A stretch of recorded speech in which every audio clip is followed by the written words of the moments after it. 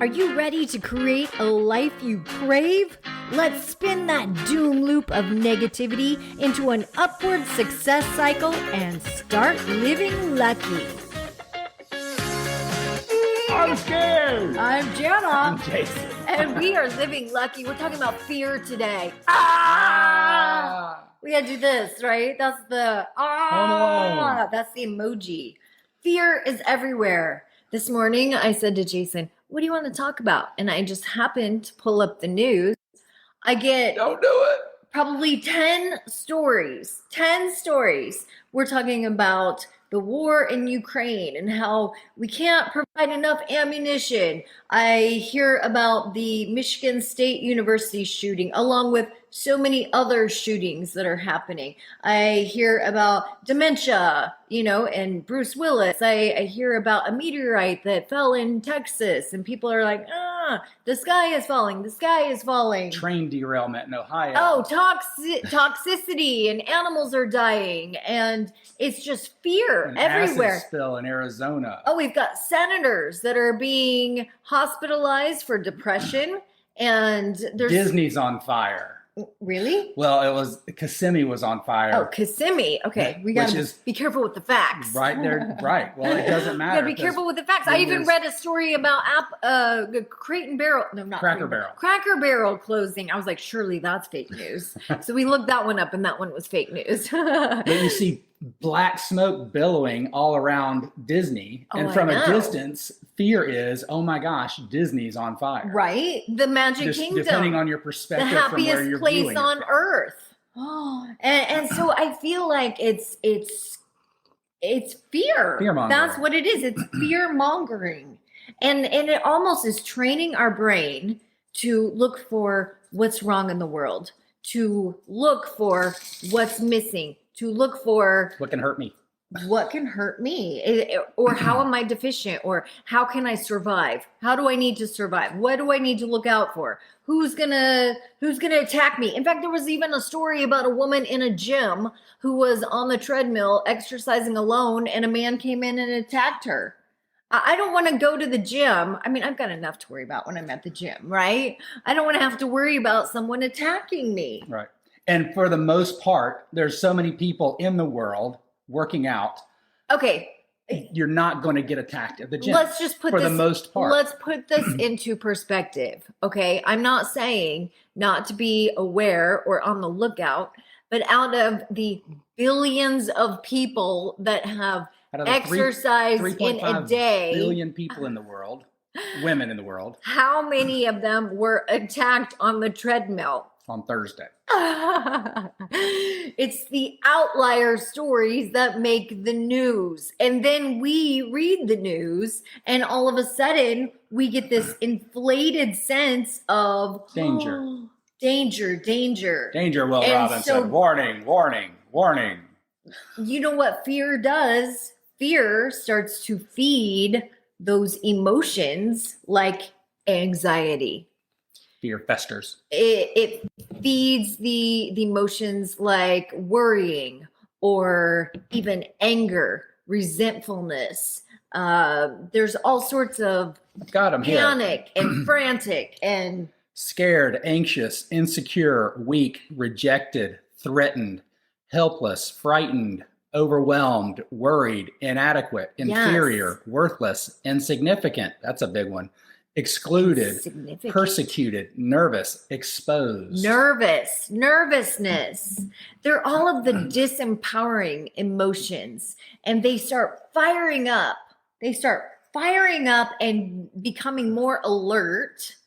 And it's all because we're training ourselves to look for that. It's our reticular activating system, which Jason and I have talked about over and over and over. However, we try to train people to look for the good in the world. And the more that we do that, we show up and we train people to look for the good. It's like it's doing a disservice to us because our algorithms are going down. Our community is shrinking, and it feels like people are more apt, they're more attracted to what's wrong in the world. Does this make sense? And when you're programmed in fear, when you have that thought of fear and those emotions of the fear and I'm exposed bubbling up, you live in that survival mindset, which breeds look out for the things that are going to hurt me. So you can't even get into thriving. You don't start looking for the things that are good. So we're constantly moving away from, we're looking to move away from the pain, but we're not quite looking to move into the good. So Sheila says, and you wonder why I'm afraid to travel. Exactly. It's our environment is conditioning us to have these limiting beliefs. That's what they are. They're limiting beliefs. We don't want to live in fear. That's not the way we want to live.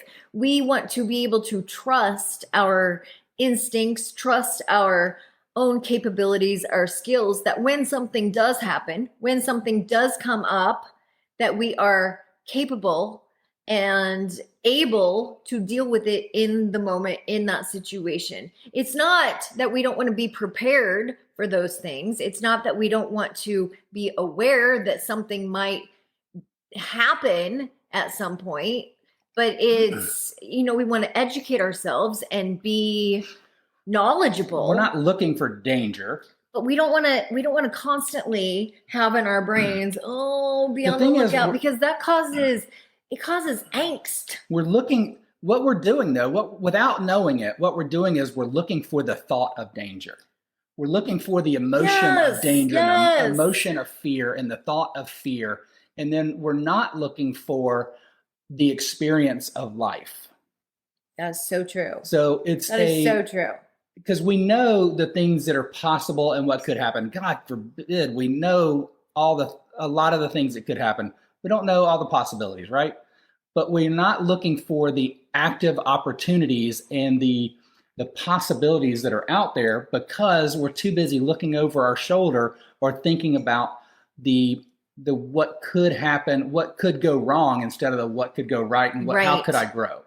Good morning, Julian. Good morning. Of course, Sheila's here. Marilyn's here. It is great to see you guys. Stacy and Jeff Front. So true, Stacy says. So true. And Jeff Front, I'm sure Jeff is still celebrating the Chiefs. He's on a win high there. But yeah, so I just want to bring that to everyone's attention, that it feels to me like we become conditioned to our environment programs us. It's almost like we are little computers. We are computers. Nanu.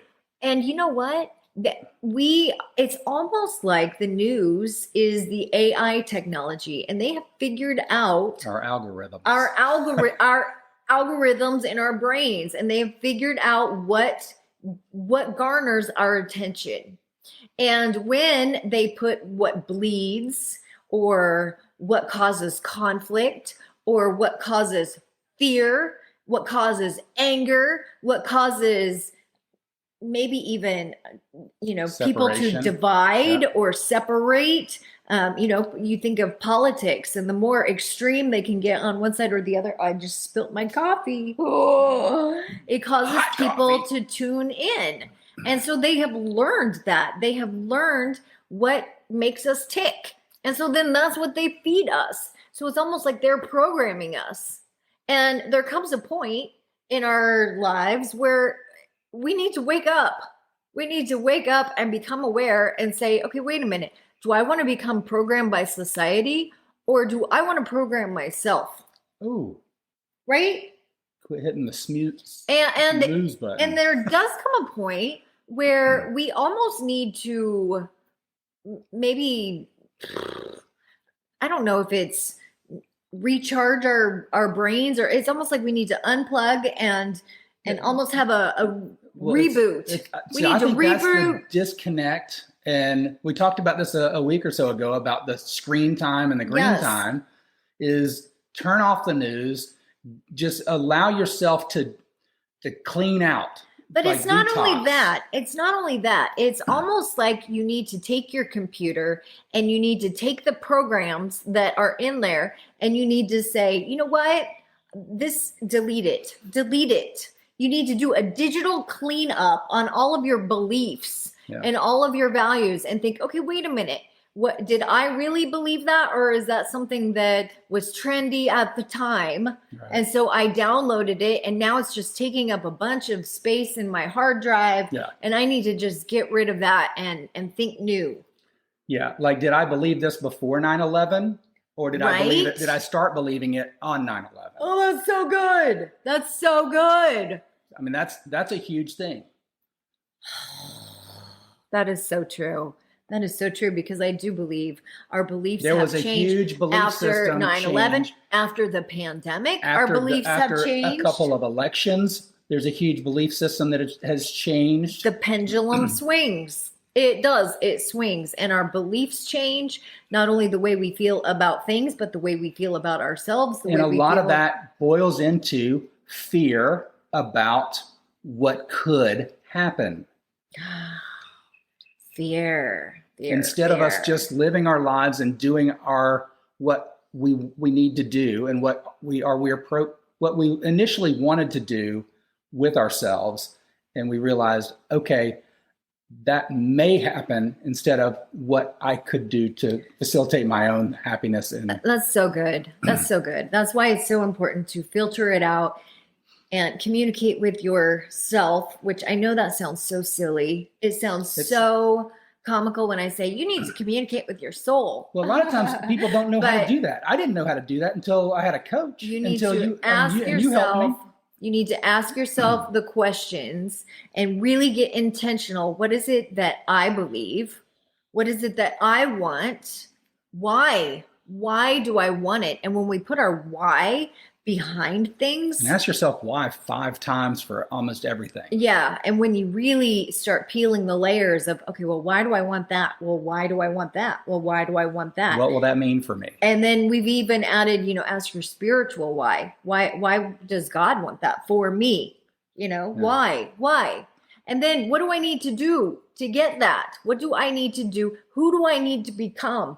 These are the questions that will lead you to where you need to go, instead of letting our external environment dictate what is happening on our internal world. Yeah. And when you decide who I need to become, then you can start acting as if that person, what would that person be doing? Instead of what would that person that I was a year ago do? Because you know what that person a year ago would do, because that person a year ago had the fears, was watching the news, was doing a lot of other unhealthy things. Right. And then you get to kind of live into who you're becoming. And that's taking two steps at the time, but giving you a comfort zone of taking the one step path. Oh, no. If that makes sense. Sheila says, we've got visitors in our conversation right now. Good morning, Michelle Broadhurst. Do you think they changed, or do you think people just started saying the words out loud? I think there was both. What are we talking about? So we're talking about after 9/11 and before 9/11. Okay. So I think what happened was fear that people kind of lived in every day got exacerbated, and then also people started believing in the hype. So, I mean, there was a tragedy. There was obviously there were some things that happened. I mean, 9/11 happened is what happened. The trade centers got attacked. America was attacked. But what happened is there was gas poured on that fire by everyone all over the place. And it turned, it's still ugly. We're still fighting wars. But here's the thing. So that's something that happened nationwide. Think about all over the world. All over the world. Excuse me. Yeah. Thank you for correcting me. But think about your own lives. I know for me, I have specific things that have happened in my life, whether they be tragic, they cause some sort of scar inside me. And I literally can think of my life as before my accident and after my accident, before I married Jason, after I married Jason, while I was working, after I quit my job. Like, there's things in my life that I have put little placeholders in. And it's the same thing. It's the stories we tell ourselves, and there's something in your brain called the amygdala brain. And it was placed, that it was designed to keep us safe, So it is constantly on the lookout for fear. And I mean, in the caveman days, this was great because whenever anything would happen, it would sense fear and it would say, uh-oh, steer clear. Yeah, remember last time? Steer clear, that you've been in that situation before. Stay clear. However, we have evolved as a society, as humans, and sometimes we don't want to feel our feelings.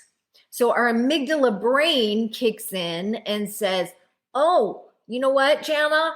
You don't really like to be laughed at, or you don't really like to feel undervalued, or you don't really like to feel unappreciated. So stay away from that situation. Yeah, don't even go down that hallway. That situation. And when that kicks in, then I start playing smaller. I start shrinking, and my light starts dimming. So do you see how it really just works against me? It's almost like I'm handicapping myself. Yeah. I love the way that's huge. And I love the way you started this off about those mental place markers of the things that happen. So before your job, or before you left Clear Channel, after you left Clear Channel. We all do this. We all have them in our own lives. I'm sure you have them too. So where are your place markers? Are your place markers in the difficulty? Or are they in the resolution, or are in how you conquered it, like your success piece after it? So is it at the finish line, or is it at the hardest part of the race? And that's where Jason and I, we try to coach on this. We try to articulate it every single day. And we haven't been the best because sometimes we get stuck in it as well. But it is, where is your focus? Where are you spinning positive? Are you focused on the triumphs of the situation? Are you focused on the gratitude, on the lessons? How did you grow? Where did you learn? What did it teach you? How lucky were you that actually came into your life? Are you focused on those moments? Or when you fell in a ditch and broke your leg and hurt yourself, and you're like, I don't know if I can get back up, and like, it hurt so bad. I remember all my sad emotions in that time. So. And most people remember the ditch, the pain and the suffering. And that's just human nature because it hurts. Yeah, and the fear. And why is everyone else still running the race while I'm in the ditch? Why isn't anyone helping me? I'm never running a race again. And until we consciously train our brains to celebrate ourselves, celebrate our wins, celebrate every small little triumph, we're never going to get there. We're going to continuously, slowly go down this downward spiral. And that's why fear from the media is not helping the situation. No. And we're on a high horse, and we've already gone 18 minutes. I'm so sorry. But thank you. Thank you for being here. Thank you for listening. We try to just do a minute, like whatever day on the calendar it is, we try to do a minute for each day. We're supposed to be positive and optimistic and enthusiastic. Well, and we got caught in the toilet bowl. Well, that's what happened. I think we hit a great point here. I mean, Sheila had an aha about interesting for the place markers. Yes, that's true. So you brought up a great point, because she had marked down when her mom died, when she retired, and you can change the talk track on the retirement as a good thing. Yes. But in the divorce. So where are you placing the markers? And just find the places in your life where they were successful and they felt really good. And then list those down and then live in that part of it. Awesome. We love you guys. Thank you guys. Have a good weekend. Yes, have a good weekend. Bye-bye. If the idea of living lucky appeals to you, visit us at startlivinglucky.com.